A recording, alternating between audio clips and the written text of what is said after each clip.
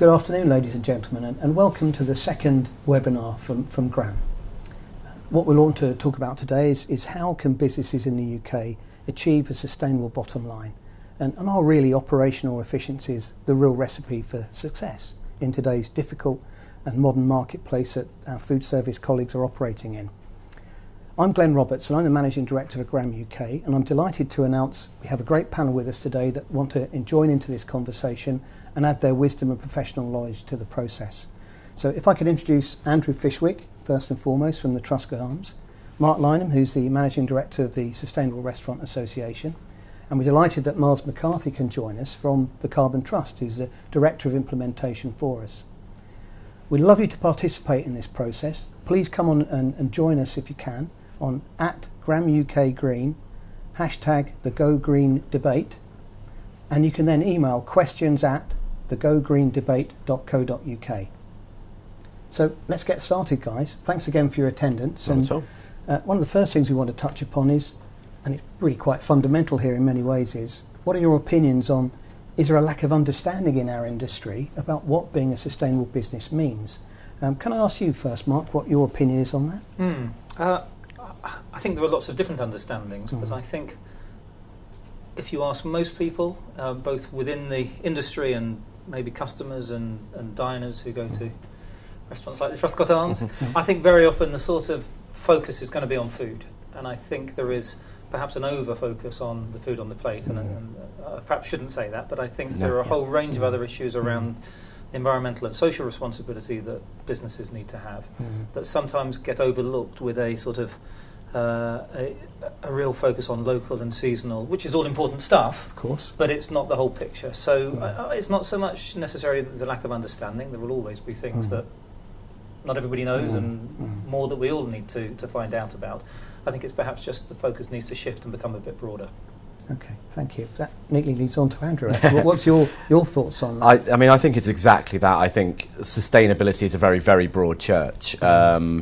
The obvious one you get asked is your beef organic? And that's fine. You very rarely get asked, do you pay your employees a sustainable living wage? Do you incentivise them to eat healthily with their staff meals? Do you run a food waste audit? These are the sort of questions that are as vital as is your beef organic or locally sourced. So the broad church of sustainability is something that I think it's less necessarily about people's specific understanding of sustainability. It's exactly what sustainability encompasses that is where the learning curve for us in the industry and our customers is. Well, I think you've highlighted there the diversity we have within our industry and how we try and cover this broad church. Yes. Myles, what's your opinion coming from a more formal way from the Carbon Trust viewpoint? And yeah, I mean, I guess I can see it not just in the catering and the in the food sector, but across other sectors. And it's I think there's a couple of common things here. First is moving it into the mainstream of business. So sustainability isn't something that's sort of an extra point on the agenda at board meetings or is dealt with by that person over there. It needs to be seen to be an important question to be asked at every decision-making point. And I think the other thing is linking the short term and the longer term as well. It is often difficult to see how changes can be made in the short term, major changes, but having an understanding for your business, not just what you can achieve in the short term, but also how that then links to the journey that you're going in and the direction you're going in to make your business a sustainable business of the future. That's something which, first of all, doesn't fit typically with normal short business horizons, business decision planning horizons, but also that then gives people the understanding of how what they're doing today and developing today moves into a more sustainable and a more competitive and profitable future for them. There we are. Yes, and that's really the nub of today's discussion, and how we can create that environment that is meaningful to operators, that it isn't just, and for want of a better expression, it isn't tree hugging and bunny loving. It's about doing the right things in the right way and converting that want to have to a need to have, and then the how to have. How do you get to that end game with it all?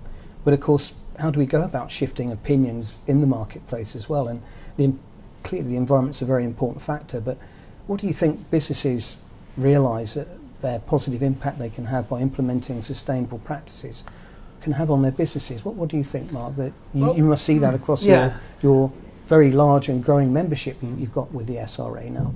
Yeah, and I think just going back to that sort of point about maybe needing to broaden the focus, I think anything that somebody's interested in which is contributing to greater sustainability is important. So I don't want to sort of appear like I'm unsupportive of the local, the seasonal, the high welfare, the organic. All of that's really important, and quite often that will be the hook that brings people in. Yeah. If you can have customers coming to your restaurant because they like the fact that you have a local and seasonal menu, and then they start to pick up on the other stuff, and they start to realise that there are a whole host of other things that make a sustainable business, I think that's great. And similarly, a business that is able to do some things really well and may struggle with others, start with the stuff that you can do, and and the sort of proverbial low-hanging fruit. I think we need to be honest about the things that are going to cost money and the things that are going to save money, and those very often sort of fall neatly into sort of the greater the sustainability of your sourcing, it's likely to be costing you a bit more, but if you're being energy efficient and reducing your waste and water efficient, then that's going to save you money, and maybe there's some trade-offs to be made. But I think it actually needs to be considered in the whole, in the round, and a business that is doing more of the right stuff is going to be protecting its reputation, which is really difficult to put a price on, is going to be preparing itself for legislation down the line, because some of these things that we now have to do, we didn't have to do before, but those businesses that started getting their house in order in that way. And with costs now being involved as well, operationally as well. Absolutely. So if you take, for example, in Scotland, those businesses that were managing their food waste effectively didn't have so much to do when the legislation came in and banned food waste from going to landfill. And so I think you can sort of try to put a price on each thing that you do and do a cost-benefit analysis, and I'm sure that's good business practice, but actually taking the whole picture and saying, look, let's do as much as we can better. It's going to make us a better business. It's going to make us a business more likely to be around in years to come. It's going to be a business that makes us more likely to meet the aspirations and the sort of wishes of our customers, and hopefully we'll deal with some of those thorny issues that come down the line. Well, clearly there's a need for it, because how many members does the SRA have now? We're now at about 4,500. Right. We started with 32 5 years ago. So. and within a 5-year period, that exponential growth is recognising the demand and need there in the marketplace. And what's your thoughts on this, Sandra, about how do you think you could shift opinion and make people think in a different way?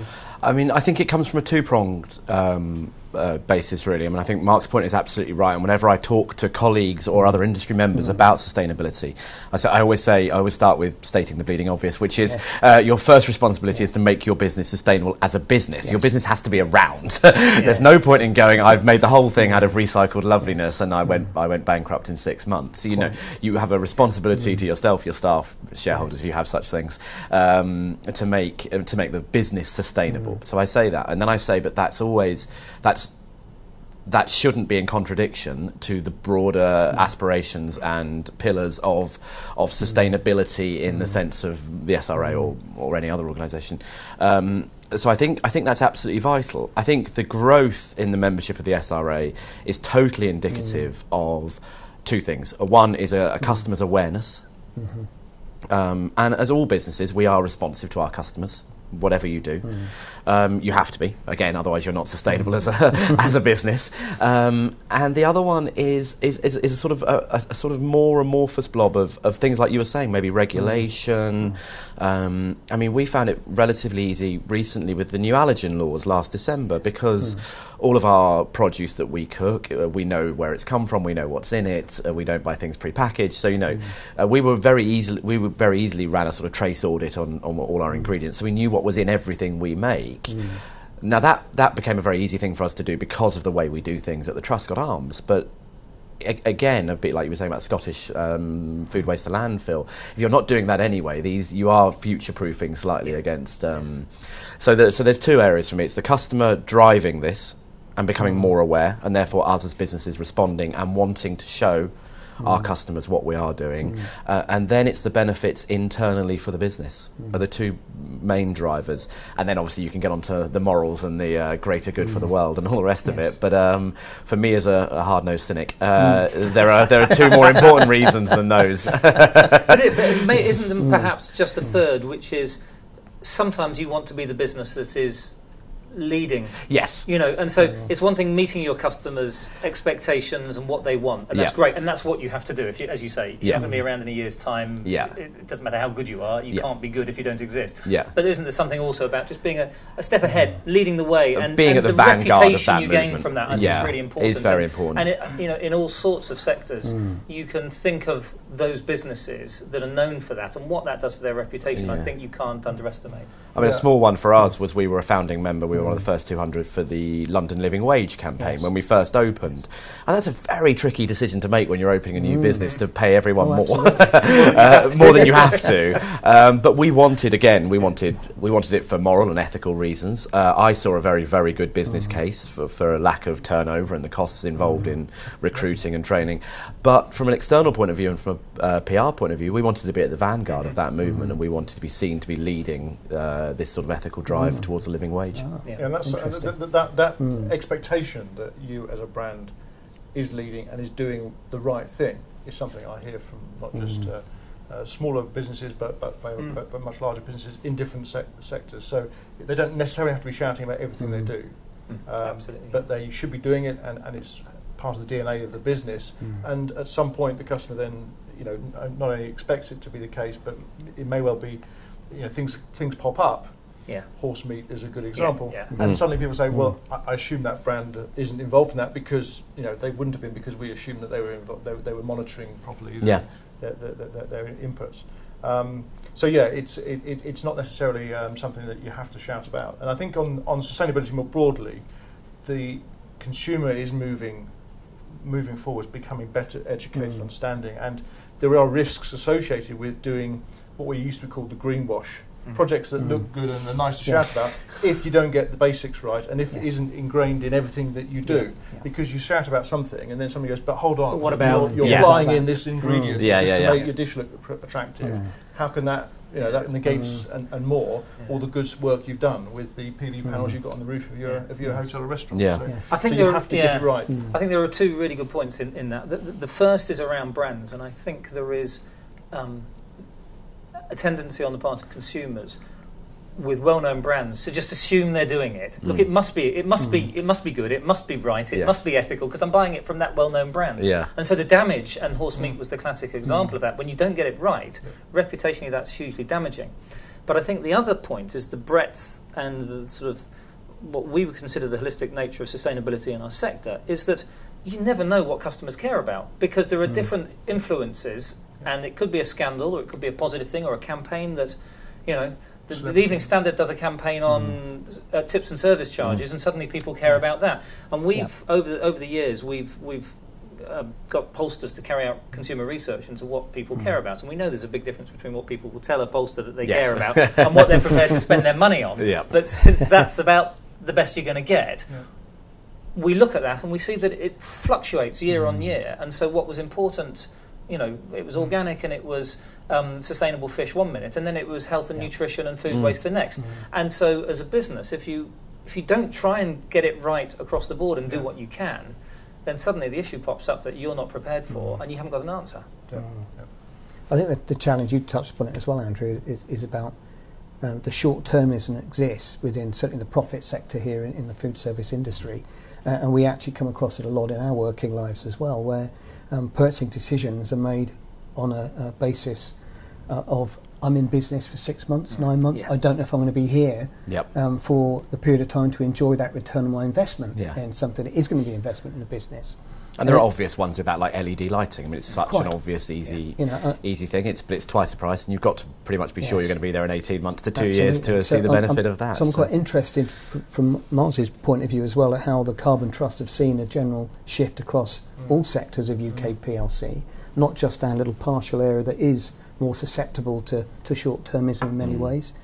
Also as well, in fact, of course, bearing in mind the last 5 or 6 years we've had quite a deep-seated recessionary period that I think curiously has probably helped us because people who have now come out of that difficult trading environment have had their business models proven and they can actually look forward to invest again. But Myles, sorry, complicate that a little bit for you, but how have you seen it across all the wider marketplaces, plural, and what are people's understanding of that sustainability question? I mean, the problem in terms of the business case and investing to save in the future is very common across all sectors, and it's the real challenge you've got to overcome when it comes to energy and resource efficiency more broadly.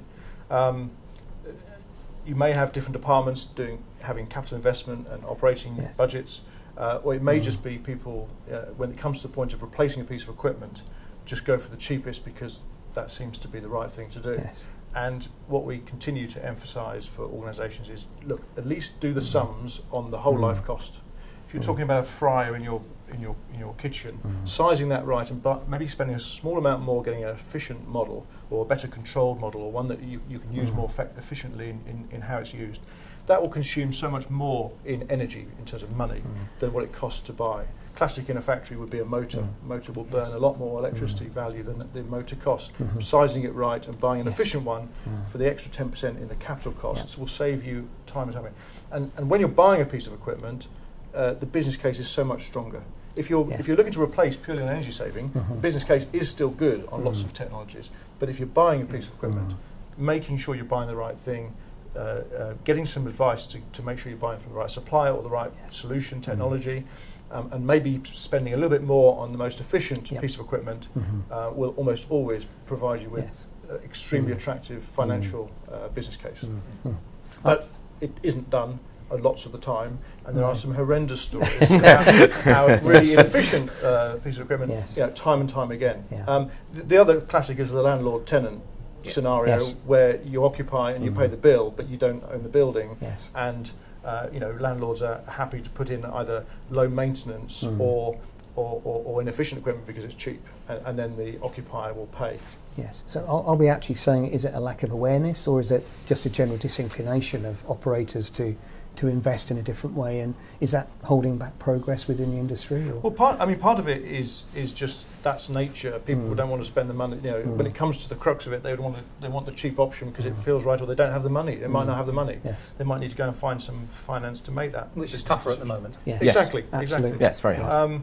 Some of it might be that they don't believe that the amount of waste, or they don't visualise the amount of waste, and that's the other important thing. When we go talking about energy efficiency investments, people say, well, this time, in the recession or difficult times, we don't want to be spending more money. Hold on, you are spending the money. Every month you're pouring money down the drain. Yeah. All we're saying is channel that money, some of that money, into replacing your equipment, and the rest of it goes into your pocket. That's got to be a good thing. This is going to be a cash positive decision for your business, not more spend, which is the way it is perceived and looked at often by people. But I wonder, I sort of compare it to the government shift on spending money on primary care to acute care. It's like, you're saving money now, and it's somebody else's, the result of that decision is somebody else's problem in the future. And if you've got shareholders who want, they're looking forward to their next quarterly report, and you're going to have to spend more money and show, over budget expenditure because you've gone for more expensive kitchen fit out or equipment or so on. There's a real strong incentive not to do that, even though you know you can make a rational case for it, but actually the rational case doesn't necessarily get heard because I think the sort of nature of the economy shortens the time scales people are working to, and it's get through the next 3 months, the next 6 months, the next year. You have to build a business case, and you have to justify it in pounds. And a classic is take a typical hotel. Second biggest cost is going to be second or third biggest cost will be energy after probably laundry and employees.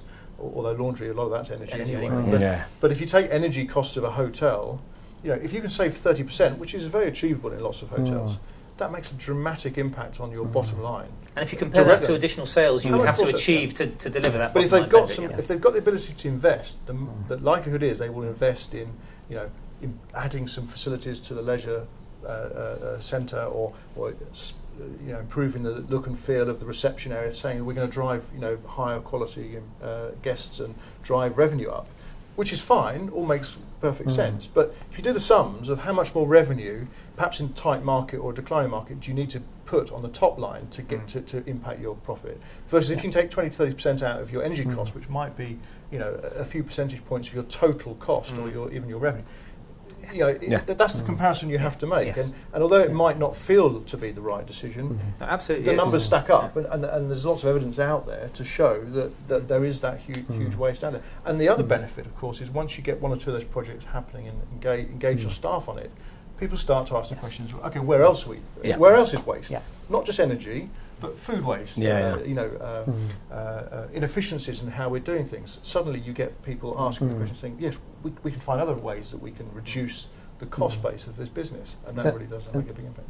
Well, Andrew, being the only person on this panel, is actually walking the walk at the moment and actually doing this on a day-to-day basis. He's going to tell us we're all wrong.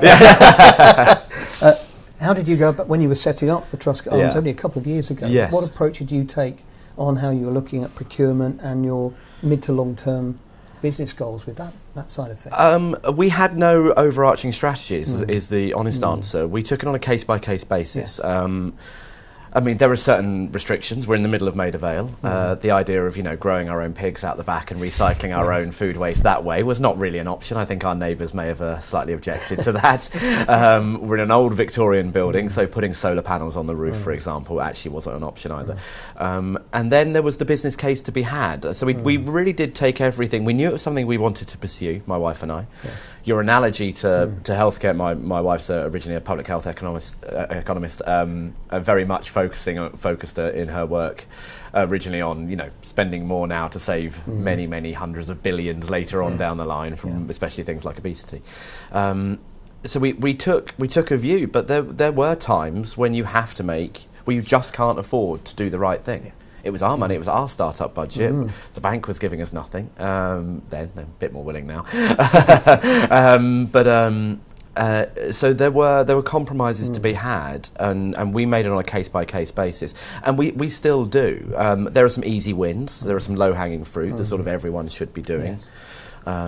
We took part in the food waste scheme that I think we'll talk a little bit about later on, and that's an obvious one. That's very, very easy. Throw away less. Yes. Spend less, make more. Yes. You don't need to be an economist to figure that one out. And there are some tricky ones, like replacing the lights gradually with LEDs, and we're working our way through that one.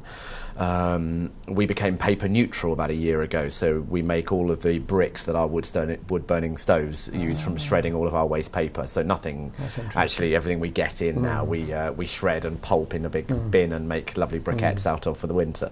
So that was fun, and that was a fun one that we could engage customers with. So that was a sort of double win, that one. But some of them, equipment, and sometimes there just isn't. If it's £1,000 for an inefficient fryer, or £3,000 or £4,000 for an efficient one, occasionally you look at the bank balance and you think, I know what I should do, but I can't. And I think you have to be. You broke that earlier on. You have to be realistic within your business. You can't do it all. Well, you can if you're very well funded. We're not, so we're a private independent. It comes back fundamentally again to your supply chain, doesn't it? Yes. And how much better we all need to be. And as I said earlier as well, it's death by acronym if we're not careful, but across the manufacturers who are here in the UK, represented by CISA, the Catering Equipment Suppliers Association, and then reputable distributors, professional distributors that are under the overarching acronym of CEDA, the Catering Equipment Distributors Association.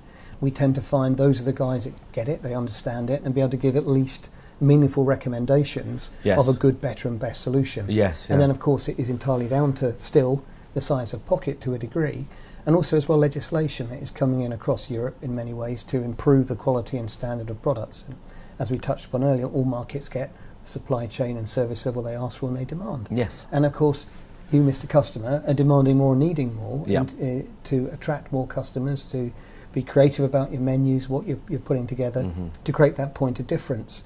And of course behind it there has to be a financial benefit for companies to receive, and that's probably a nice way to tuck in back to Myles as well about what the Carbon Trust can offer operators in terms of business benefits to help them buy more energy efficient products and give advice to putting themselves together as a project. Well, can you just elaborate a little bit for us please, Myles? Yeah, I mean I think if you look at where we are today, first of all on the advice side and understanding of where the opportunities are, there's lots of publications, there's lots of case studies out there, there's lots of examples of what organisations are doing. There's lots of skilled consultants that can provide that support, but actually understanding where the opportunities are, and it isn't always about replacing equipment and buying new equipment. A lot of the benefits are from just operating existing equipment more efficiently, educating your kitchen staff, educating your front of house staff or whatever type of business you're in, about how they can be saving money and saving resources is really important, and showing them the benefits that are being achieved as well. In terms of then where there are projects which do require capital investment or implementation, there's two things really there. One is finding the right solution, the right technology, and the second one is funding it. On the finding the right solution, again, a lot of projects don't happen because people just don't know which way to turn. So, I mean, we have a Carbon Trusted Green Business Directory. You can go there and you can find a list of organisations that are either suppliers or installers of equipment of all different types, who have got a good track record and have got the capabilities to come forward with some good opportunities. Pick 2 or 3 of them and invite them to come and put a proposal to you. On the finance side, there are tax incentives for certain types of equipment for organisations to be buying more efficient equipment. So there is something called the Enhanced Capital Allowance Scheme, which is supported by the Energy Technology List, and that is a list of equipment in certain categories which is defined by the top performing equipment in terms of energy. And if a profit-making business buys that equipment, they get a tax incentive basically when they go to calculate their corporation tax. They can write off that equipment in the first year, accelerated capital allowance. But that list is also used by non-corporation tax-paying organisations like public bodies. Not because they're going to get any financial benefit, but they know that if their procurement policy is, we'll buy off that list first if we can, they know that they're always getting the most efficient equipment, at least looking at the most efficient equipment, and then they can do the sums. So there's a number of areas there. Really, those types of support services, whether it be advice, implementation support or financial support, are there because they're the things that stop these projects from happening in lots of organisations. The final one is actually getting hold of finance, and a lot of businesses will finance projects themselves, but they may go to their bank, they may go to other schemes that can provide some finance to support the upfront capital cost. And we have a scheme called the Energy Efficiency Financing Scheme, which provides lease financing for businesses. And because there's the energy being saved, you can at least match the financing cost of that equipment on a monthly basis from the savings for a lot of projects. So that's where you can go to your finance director and say, look, we want to do this. We found a solution. It's going to save us money. It's going to save us energy. It's going to save us this amount each month. And actually, it's only going to cost us this amount less a few pounds a month to finance over a period of time. And then obviously once it's financed, you've then got even more profit. But from month one, it's cash positive, and that really is important. Have you seen good uptake within the food service sector of that solution? Yeah, I mean, yes, definitely. I mean, in terms of the types of solutions, the types of technologies, I mean, catering equipment obviously is a big energy consuming area. But areas like lighting, areas like ventilation, heat recovery from ventilation, preheat your water, lots of areas within a catering or hospitality business where there are significant energy savings. And they're talking about energy. Beyond that, there's obviously then water and waste as well to consider. But purely on energy, energy prices do continue to climb. Yes. The business cases are very strong. Yes. Well, I think in our day-to-day experience as well, interacting with our key business partners and specific end users as well, there is an increasing awareness of a very fundamental question of how do you differentiate CapEx and OpEx? And what is your life cycle cost of that product? What is your cost of ownership? And of course, it is predicated on being trading long enough to enjoy that over a period of time. What kind of warranty is then supporting that product as well that encapsulates the whole business offer? So across your members as well then, Mark, where do you see their real drive when they're looking to procure? Is it something that is very much at the forefront of their minds when you're interacting with your members? It is. Again, it often comes back to the food. Yes. I mean, when you talk procurement amongst our members... Well, that's a day-to-day, week-to-week requirement, isn't it? And I think that's important to note because the kind of procurement we're talking about in terms of energy efficient equipment and so on is a decision you make not very often. No.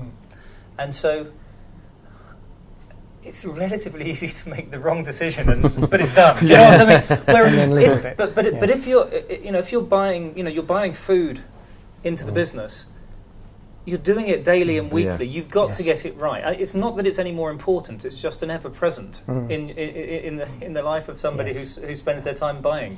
And so I think it feels like it's a decision. It's a process to go through in terms of making the right choices. Yes. But I mean, if people put the same effort that they put into sort of purchasing food, I mean, you're looking at me. Yeah. It may not No, be you're absolutely right. But the agonising Yes. that the chefs and Mm. procurement managers can go through when it comes to finding the right suppliers of your organic beef. Yes. Yes. If that effort went into Yeah. deep fat Light fryers, bulbs and deep fat fryers, and then it would be. I just wonder. Yes. And I think it's the nature. I think there are a lot of things that, and I would say this, wouldn't I? But I think there are a lot of things that are particular about the restaurant and food service sector. It's low margins. Yes. We're time poor. Yes. Odd hours, small businesses without head office or even office functions and so on. All of these things conspire against the kind. So those schemes are important schemes, but for a small business, It's not your they're core business, is it, day to day? If you've opened up a restaurant Yes. as an independent operator, it's likely that you love food, Yep. have had some experience of doing that. It's unlikely that you understand some of the issues around energy efficient equipment, some of the financing schemes, Yes. enhanced capital allowances, the difference necessarily between capex and operating Yes. expenditure. Yeah. I mean, and But so I think that's an area where trade associations, bodies that represent many organisations within those sectors Yeah. can play a really important Yes. part because their members trust them. Yep. They're I hope so. they're dealing with many in the same situation, and they can gather that information and provide that guidance. Because there does need to make be that translation. I think. Yes. I mean, you're absolutely right. We're busy coming up with our summer menus, or at the moment Christmas menus, because we're in June now, and we're not necessarily following the current EU funding regulations on refrigeration capital allowance, advanced capital allowances. That's not what we as restaurateurs spend our time studying, because it's not our world. But it may be that on the build up to Christmas, suddenly one of your key pieces of equipment fails. Yep. And within It will, hours yeah. you need to buy another and within hours you need to buy another one. Yes, it will happen. So the chances are, even if you wanted to, you wouldn't be able to have the time to make that decision. So No. but if you know that there's somebody you can phone up or say, go to a website and say, I know this organisation, I trust them, they're independent, they're not trying to sell me a particular solution.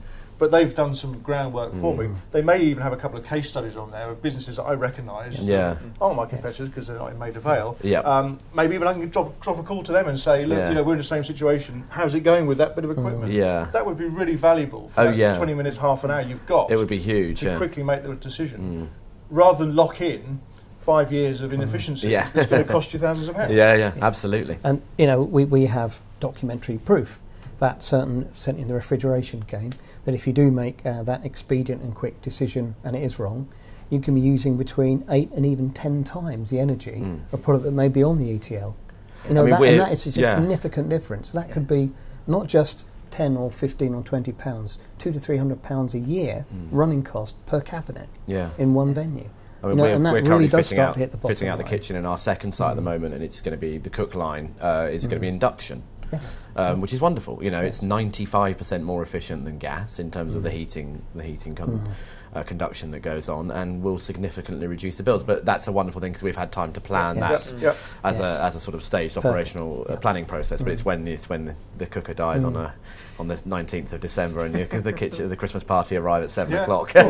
So I didn't want to put that. No, you buy whatever's available and can be installed there and then. I'm 21 years old. Look how worried I am. So that's one of the things like that made me look like this. You're looking good on it. Thanks. Yes, absolutely. So I think we've actually probably covered that being a sustainable business does actually help your brand's reputation, and the corporate social responsibility statements that we see and read that come from the large corporations have been quite prevalent, and I think lots of the cheap and easy stuff has already been done. The low-hanging fruit has been grasped and dealt with it.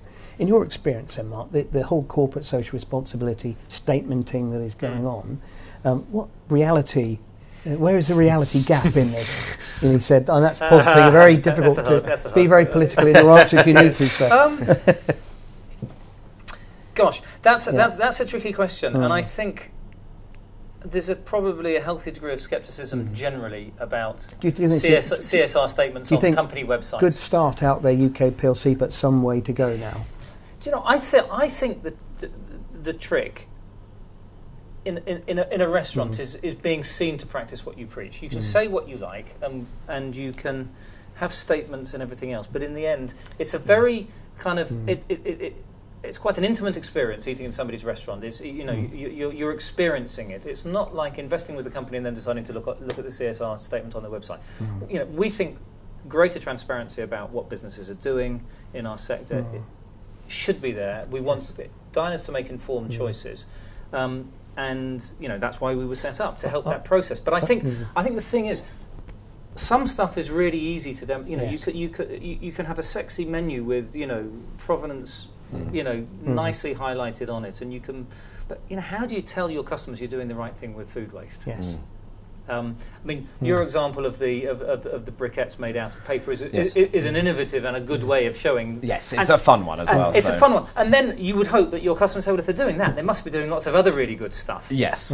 So I think the balance between having, whether it's, and I would hope it is, the SRA accreditation, a statement on your website, and then being seen to walk the proverbial talk Are you seeing people put more specific targets in their statements that they want to achieve, or our experience is working with. So when a restaurant joins the SRA and does its rating, we run through, and we'll tell you lots and lots and lots of questions, and we ask them for lots and lots and lots of evidence to support the answers they give us.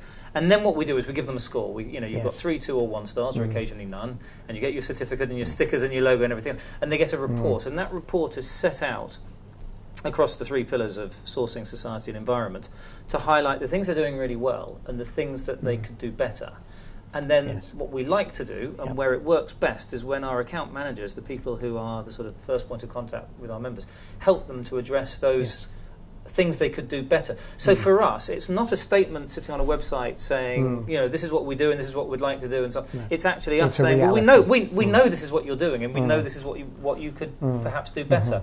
So I think it's now, but that's between us and our members. Yes. I'd go back to my point in terms of a diner going to a restaurant. They don't want their experience to be sort of interfered with by too many overt statements about how fantastically ethical I mean, if you were taking your partner out for on the 14th of February, you don't really let me tell you where our waste goes, and they go.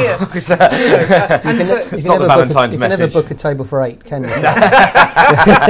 So I think it's something about we want our and with 4,500 restaurants, I think we're getting there. We want our accreditation, our stamp, our mark to be the mark of confidence that you can dine out.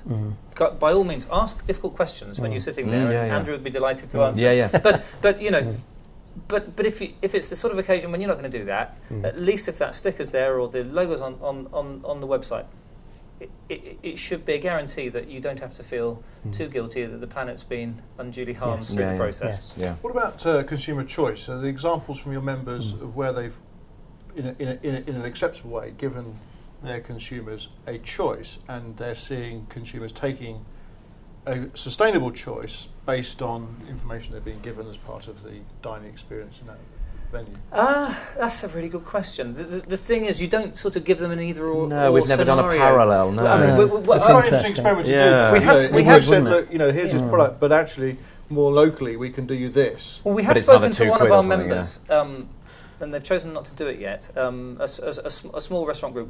We did float the idea of doing sort of a high welfare chicken version of the same dish at a premium and see if people would pay for it. But of course, what it flags up is, well, okay, so if you're giving me the high welfare option, what's everything else on the menu? It's really it's very difficult to get your control group and your experiment and see that you get the uptake. Because as I said earlier, every time we ask consumers, they tell us that this is what they want in overwhelming numbers. And actually, it doesn't vary very much by demographic group. People's ability to pay more, if that's what it takes, may change. But people... The one that's interesting is both on health and environment is vegetarian diet is quite a hot topic, and obviously, the carbon intensity of meat products and also the water intensity of meat products can be quite a lot higher than a vegetarian dish. We do events at Carbon Trust for our stakeholders, And the last few years we've done only vegetarian as the meal that we serve during the event. And obviously we highlight the reason for this, but actually a lot of it is just showing people just, vegetarian food can be... Yes. I mean, I'm not a vegetarian myself, but the food is absolutely amazing. But saying, and the environmental impact of this versus if we'd served you something meat-based... is quite dramatic. It's quite dramatic. I mean, okay, we're Carbon Trust, we do that, and it's part of messaging that we're giving. But actually that'd be quite interesting in a real live example where people are making consumer choices. Well, the wonderful guys, I was lucky enough to host Taste of London last week with Tommy Myers from Oaxaca, and we did crickets and mealworms and grasshoppers. I mean, that's the protein. That's the future. That's a carbon neutral protein. I think there is a shift. I mean, you look at Grain Store. Yes. What Bruno's doing Grain there Store is... a couple of years ago, and meat takes a backseat. I'm Yes. not sure if that's the right analogy, but for a French chef to be putting together menus that are all about the non-meat items on the plate, and many of the dishes are vegetarian, but it's not a vegetarian restaurant. I think there is an increasing recognition of from a health point of view, from an environmental point of view, that there are options, alternatives to meat. It's interesting. It's a really interesting debate. That would be interesting to see how that plays out in the But next few years in our industry. But it is still a top-down drip effect, isn't it? It needs to be more the other way around, really, and that is where we are with it all. But can we just move on again to, I think we discussed some of these benefits that purchasers can have by going and achieving tax relief, etc., and the enhanced capital allowance benefits. One of the issues we see with that, though, is that many of the operators aren't the guys that ultimately sign the cheque either. So the guy that is there on the Friday night on the 19th isn't the guy that owns it who's to sign the cheque off. So there's a lot of expediency that gets done in that way. Are there other projects out there that the Carbon Trust are involved with at all, then, Myles, to help with customers, particularly in the food service sector, if we could be partial about that? Yes. And how can you actually help raise the awareness in the Graham Greene paper, the last version we had? Every 2 years we bring out independent research in the marketplace, and we have seen the awareness rise, but it's still very low with the operators, how they can actually claim the enhanced capital allowance benefit. Yes, I mean, certainly it isn't the most exciting topic when you combine energy efficiency and tax to get people's attention. But actually, the process, the underlying process of gaining the financial saving, the tax benefit, it is straightforward. Yes. But you need to get that message through to the accountant. It's no good giving that message to... How easy is the process of claiming the enhanced capital allowance the process benefit? is straightforward for the accounts team to simply calculate, as long as they're identifying what they're purchasing as equipment. If it's on the if they know at the end of each tax year how much they've spent in terms of equipment that's on that list, they can put that into a box on their corporation tax return, and they gain that benefit. So if you get that message to your finance director or your accountant, that's straightforward. It's a great cash flow benefit. The important thing, of course, at the front end is that whoever's buying equipment or wherever buying decisions are being made, people need to be aware, not of necessarily the tax benefit. Obviously, that's an added benefit. But saying, look, if you're going to go and buy a new piece of equipment and the category is on the ETL, at least go there first. At least consider that as a purchasing decision. And so it's really just having that as part of your operating procedures. That if we're buying you a piece of equipment, and not just the ETL, asking the question, what's the whole life cost? Doing the sums, asking the supplier. As you said, you give people options. You can do it for your car, but people don't always do it for their car even. But actually just asking that question, how much is this going to cost us? Not just on energy, but maintenance as well, and lifetime. Once you've got that information, you can make an informed decision. Yes, I have to say that putting my CISA hat on here as well, is that at the moment on the energy technology list, it's only commercial refrigeration cabinets that are on the listing.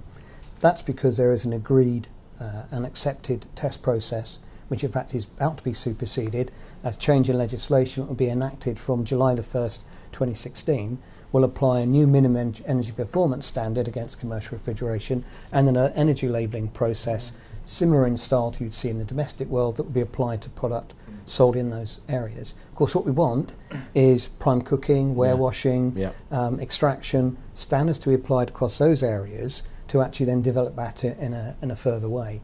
Because we as operators need those benchmarks to be able to make informed choices. Yes, and you mentioned, of course, induction earlier as well.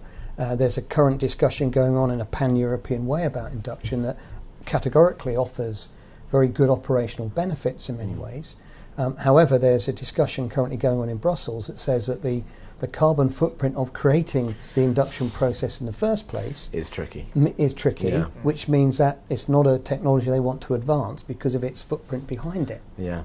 Irrespective of what it uses the other end. Now that will develop as technology comes forward, and of course, in many sectors in the food service sector, technology that we're starting to utilise now has been available for many years, just not affordably enough to put into a box that is being used in the commercial food service world. I mean, even in the 3 years since we opened the Trustcott Arms to opening the Trustcott cellar, we couldn't even look at induction 3 years ago. No, but it's a great product, and we have a question, in fact, that's been raised by Nick Banner, that works for a company that sells induction equipment, unsurprisingly, and why it isn't on the ETL, and hopefully that's given Nick a bit of an understanding for that as well. But there are many other operators that sell those products as well, of course, that are out there. But one slight benefit we've seen there, of course, as well, because the heat being produced from the induction pads is far reduced, then there's a general reduction in the temperature level within a kitchen. Less accidents, cooling, less mistakes. Yeah. It means, of course, refrigeration can work better, and most it can importantly, heat exchange better, less angry chefs, which I think very is much so, and vital to any sustainable business. Well, particularly if your piece of equipment does break down on the 19th of December. So yes, it does work. So we've got a question just come through. Actually, we have got some other questions for you guys as well. But Andrew Seymour from the Food Service Equipment Journal has got a question for Andrew, and saying that when you're investing in your new kitchen equipment, how do you assess within which equipment or brand is the most energy efficient? ? It's very, very hard. Again, I could do nothing else but assess the energy ratings of the various bits of kitchen kit and still probably not come up with an answer. No. I think without those very simple ABC ratings, as we have on domestic products, with commercial equipment, I find it very, very hard, and I can make an informed choice, but I'm categorically sure it's not a comprehensive assessment of all of the options out there. No, I think it will come in time, hopefully within all of our working lives, but certainly on our sector, within the heady, exciting world of refrigeration, it's coming soon. Yeah. And I think as well that transparency is a great boon for us, because it takes it out of the hands of people trusting other people who may have an agenda, and that salesman in a shiny suit is going to tell you what he thinks you want to hear. It gives more credibility to it, and it's a great benefit for us all. But it is very, very hard. I think that's I mean, I think fridge labelling has been very beneficial for consumer choice. Fridge labels have included kilowatt hours, but how many people walking into a high street, Dixon's equivalent, and seeing 300 kilowatt hours per year? What does that mean? How much is that going to cost me? How does that compare with another? So. Giving people the understanding of that data and having consistent data. And having comparisons, having the benchmarks. And that's always the danger with any information you get from an individual supplier, unless it's a standard figure they have to produce, like we see on cars, although there's questions on the accuracy of that to reality. But unless it's consistent approach, a supplier will give you a number that suits their piece of equipment. So you need again those independent bodies, whether it be a trade association, to at least try and digest some of that information and give to distill it and transfer maybe a small little model that just asks you key questions, how many hours of operation, etc., what's the typical size, and then helps you understand that information. And of course the product's still got to do the job you need it to do operationally. Of course. And interestingly, I mean, going back to this sort of the attention that goes into buying food produce, people will have supplier contracts, they will have agreements with suppliers, and they will have organisations that can advise them. So if you're looking to source sustainable fish, you've got things like the Marine Stewardship Council, chain of custody, you've got lists published by the Marine Conservation Society. We can provide restaurants with template supplier agreements, and the effort that will go into ensuring that the fish that you put on your customer's plate meets high sustainability standards. I mean, I don't think there's a world more complex than the world of sustainable fish. No. and that's perhaps why there's a lot of support there, but the support is there. So something, a similar degree of effort to go into equipment purchasing would be welcome. Yeah. And something something like the ETL is there in certain categories of equipment to provide that. Yes. There is a standardised criteria for every piece of equipment listed there to perform against, and that's established based on current performance and current technologies available. Saying, okay, to be in the top slice of this category, your equipment needs to perform like this and have this functionality. And once you've established that, which is independent of any individual manufacturer, then they've all got to put forward products or develop products that will meet or exceed that. Yes. And that works. The only issue you've got, as you've highlighted with the ETL, is it does only cover certain technologies. But there still covers air conditioning or heating or water boilers, etc. Yep. So elements within there's lots of the holistic on there that would be relevant. food service venue that could work. And I think all I would say outside of that is if an organisation is looking at a particular category and they can't get that information, go and speak to somebody who is independent, whether it be a consultant, contact the Carbon Trust, speak to a trade association, because it's the same question being asked time and time again. I think the dialogue is starting now that people have started to ask those questions. The answers will start magically appearing because people need to find them. So they need to give the people the answers for those questions. And then the greater transparency and independent transparency around it just drives standards. Yes, exactly. Well, we're starting to get towards the end of this conversation now, and there's a few minutes left. I would like to just posit a few questions separately to you guys as well. And Mark, 920,000 tonnes of food is thrown away annually in the hospitality industry. I'm just trying to picture that amount, that lump sitting there, huge. Well, huge volumes. I mean, what do you think operators can do to start combating that? And can you talk about the food safe scheme? Let me just put that figure into context, because it is one that's sort of a bit tricky to imagine. About 1 in 6 meals are eaten out of the home at the moment, and we've been increasing the number of meals we eat out of the home. And that figure, and I'll probably get corrected by somebody if I'm wrong, is something like 1 in 7 or 8 of those meals that are eaten out of the home. It's the equivalent to each of those being thrown in the bin. So it's a huge amount. Yes. So we ran a programme called Food Safe, which was funded by the Greater London Authority and the European Regional Development Fund. It was a piece of work we did with SMEs, and Andrew's restaurant participated in that, where we went in to restaurants and we spent a month smart metering effectively the food that was being thrown away back in front of house, to the point, using some really clever technology, to the point that we could pretty much tell you that if an onion skin ended up in the bin, we could tell you how much it weighed, what it was worth, and when it got thrown away on what day of the week. We were recording every single piece of food that got thrown away. Now, there's all sorts of ways of measuring food waste, and anybody who does anything is doing the right thing. If you want to make informed decisions about how you change practice, be that menu planning, portion sizing, practice in the kitchen, behaviour change, customer behaviour, you need to understand the profile of the food that you're throwing away, rather than just know how much there is. So we did that, and it's been a 2-year project that's just come to an end, and it was astonishing. I mean, we were saving businesses something in the region of 20% of their food waste on average. Now, food waste, according to McKinsey, accounts for something in the region of 10% of all business costs to a restaurant. If you can save 20% of that 10%, that's a big impact back on the bottom line. Absolutely. I'd be quite interested as well to know how much of that food spoilage as well is related back to incorrect food storage temperatures, but that's my partial interest I have with that. The report will be out soon. Yes, there we go. That would be very interesting. But that farm to fork journey is fascinating, and of course, as we know that reducing resources in our world that we're in, the cost of proteins have become more and more expensive, and our wastage, we even more focus going on that. Well, I mean, if you look at the food we were able to help businesses save and not throw away, it's not just the cost of the business, which was perhaps the main driver for those that participated. It was the environmental benefit of not throwing food away. But then when you look at the embedded carbon in that food and take it back to the farm, that's where the real gain, which is the altruistic bit of people like Andrew, is that they're saving all of that as well. And it's. But that's only the waste that gets deposited in a restaurant. There's waste. Before it ever gets there. And the prep and all the way through the food chain. Some of those can be huge. Oh yes, absolutely. Can I just ask you as well, Andrew, have you any first-hand experience of any of these incentives or schemes that are out there in the marketplace? Did you involve yourselves with any of them? when you were setting up? We initially spoke a lot to the Sustainable Restaurant Association, who was super helpful.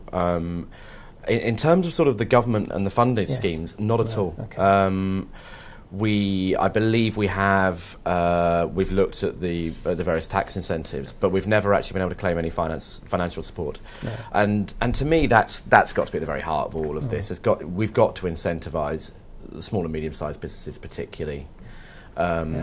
In their purchasing across all areas of purchasing, whether it's equipment or food or whatever, or energy, in order for them to make for the right choice to be the most cost-effective choice as well. Until we start doing that, it's very, very hard to see a groundswell of this happening, because it's always more expensive. And there's one thing which we haven't touched upon today, but when we talk about incentives, and we bang on about this, and it doesn't get taken up very often, is there are insurers out there who know, with their underwriters, that sustainable businesses are cheaper to insure. Yes, the risk is really? the risk is reduced if you're operating across the board. If you're a good employer, if you're looking after your kitchen properly, if you're cleaning your ventilation, if you're complying with and exceeding all the standards that you should be achieving when running a restaurant business, you're a lower insurance risk, and they will quote you accordingly. Yeah, so that's interesting. Then the suspicion there is that you're running a better, more efficient business because you've actually got a business plan. Yes. Rather than I like food, I'll make some and I'll sell it. Yeah, exactly. Yeah, that's quite interesting. But if you're paying the living wage like Andrew is, and looking after your staff properly, you're less likely to end up being sued. Is that true? That's the hope. It's worked so far. Wait, read the papers next week. So Myles, we did discuss the energy efficient financing scheme, didn't we, and how it then works, and hopefully people can understand that. How easy is that to access? That's very straightforward. You go onto the Carbon Trust website? Yeah, if you contact the Carbon Trust or go to the Carbon Trust website, look for energy efficiency financing. Okay. There are that's a commercial scheme available. There used to be a UK-wide government-funded interest-free scheme, which isn't available in the last few years, unfortunately. There are pockets of that still available in Northern Ireland and Wales, but most of across England and Scotland, that's not available. Okay. But yes, there are financing opportunities available to businesses across the UK. Okay, good. So we've got just a couple of open questions to you in a moment, but one of our very good friends, Cyrus Toddywaller, who was on our first panel we had not long ago, would like a question. He's stating that independent operators don't have the time or energy to chase tax rebates. Why can't tax breaks be incorporated in capital investment at the point of purchase? Very good point, Cyrus. Thank you for raising that in the last couple of minutes of our discussion. Perhaps Myles would be best placed to answer that first. Put you on the spot, sir. Yeah. Well, I mean, it does sound like a great idea if you want to drive organisations to buy more efficient, then that's then providing a tax break would achieve that. I mean, in terms of purely how the energy technology list and the enhanced capital allowance scheme works, if you applied that, then that would be providing an incentive not just to the private sector but to the public sector as well. And at the moment, it's only corporation tax paying organisations that can benefit financially. But going back to that other point I raised about the ETL and about getting advice more generally, but about ETL is, even if you don't get that tax rebate or the accelerated capital allowance, by buying off the list, you are procuring you're at least heading towards always the most efficient. And even if it's just as an alternative, when you sit down and make a buying decision, get the information and look at how they compare, because it can be quite dramatic, and the amount of OPEX versus CAPEX with a lot of equipment can be very much focused on the OPEX. And I think absolutely, as touched upon earlier, that the supply chain bears responsibility for being better at understanding it and then informing and educating the market to at least give the end users an opportunity to make their good, better or best solution that they've got for their businesses. We've just come to the last couple of minutes of today as well, and that's happened very quickly actually, hasn't it? It's been good to have such good discussions going on. But Andrew, if you had one piece of advice for businesses looking to make initial changes to their business to make it greener, what would it be? I think Myles touched on it. It's to think of it holistically. It's not to think of just the capex cost, it's to put the OPEX cost into it. And if we're talking about the broader pillars of sustainability, it's to look across your whole organisation. Paying people a few pound an hour more to make the London living wage might sound expensive, but your recruitment and training costs drop substantially. So it really is to try as far as possible. As I say, it's terribly hard. We all work very long hours and the margins are very small and all the rest of it. But it's to try as much as possible to think about the entirety of your business, and not to look at any one given area of it. So to think as holistically and as broadly with all of the routes to sustainable actions in front of you, and to choose what's right for your business, and not to narrow down the margins on any one given area. Thank you. And Mark, what would you sum up the importance of being sustainable within the industry? How would you sum it up neatly within the next 10 seconds? It's important already. We know consumers want it, and it's not going to go away. It's going to be more important. No, absolutely. That was good. Thank you. That's only 3. And Myles, if there was one scheme you would recommend people to go for, which one would it be and why? Not so much scheme, but what I would add to this is engage your staff, because that's where the big opportunity is. Get staff buying into sustainability, help them understand how it can improve the efficiency of your business today, but also in the future, and you'll get huge returns. Yes. And you found that an easy process to do? Yes. There's obviously some resistance. There can be to new ways of working, but overall, if you do engage the staff, it's a great thing. Yes. Okay. Well, I think we're coming to the end of the process now, and it just leaves me to thank you very much indeed, gentlemen, for your involvement. And thanks for the questions that have come in from the guys there. Namaste, Cyrus. And it's been a starting point for us to this is the second one of our webinars, and the third one we've got coming up on the 24th of September is about how do we work towards a sustainable future and what's in store for the sustainable kitchen. So that will be a little bit more centred around the equipment itself. So we'll take it back into the kitchen rather than these overarching aspects we have then discussed. But thank you very much, Mark, and it's great to see the huge development of the SRA in a relatively short period of time is really riding the curve and taking the market hopefully driving forward. it a little bit as well. Well, yes, you are, and that's important, isn't it, to have that where people can go to people like you as well, Andrew, and say, what can we do? How do you do it? And there's that mentoring process that can then happen. So thank you for taking time out from your busy schedule. Not at all. Good luck with your new venue and what you're planning to do with that. And Myles, thank you so much as well for adding the more business perspective, as it were, from the Carbon Trust that I know are trying very, very hard to help support the businesses in the UK and how we can drive forward what we're trying to do. Please go to our website and look at our www.thegogreendebate.co.uk, and there you'll see also where we culminate all of our webinars into a final summit which we're holding on the 20th of October, which will be held at the Charlotte Street Hotel in London, where we'll hopefully, guys, you can come along and be part of that conversation for us as well. So if we can just draw things to a close, that's perfect. And thank you very much indeed for your input. It's been greatly received. Thank you for having us. Thank you very much.